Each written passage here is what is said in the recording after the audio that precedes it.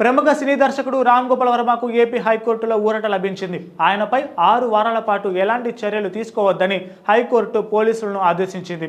కమ్మ రాజ్యంలో కడపరెడ్లు సినిమా పేరిట కులాల మధ్య వైషమ్యాలు రెచ్చగొట్టేలా వర్మ సినిమా తీశారంటూ మంగళగిరికి చెందిన బండారు వంశీకృష్ణ ఫిర్యాదుతో సిఐడి పోలీసులు కేసు నమోదు చేయడం తెలిసిందే. దాంతో ఏపీ సిఐడి పోలీసులు తనపై నమోదు చేసిన కేసు కొట్టివేయాలంటూ వర్మ హైకోర్టులో క్వాష్ పిటిషన్ దాఖలు చేశారు.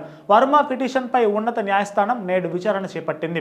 తనపై పెట్టిన కేసు రాజకీయ దురుద్దేశంతోనే నమోదైందని, తనపై వచ్చిన ఆరోపణల్లో నిజం లేదని వర్మ తన పిటిషన్లో పేర్కొన్నారు.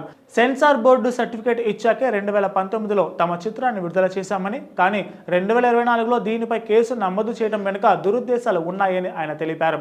అందుకే ఈ కేసు ఆధారంగా సిఐడి తీసుకోబోయే తదుపరి చర్యలను నిలుపుదల చేస్తూ ఉత్తర్వులు ఇవ్వాలని వర్మ ఏపీ హైకోర్టును కోరారు. క్వాష్ పిటిషన్పై నేడు విచారణ చేపట్టిన హైకోర్టు వర్మకు అనుకూలంగా తీర్పు వెలువరించింది.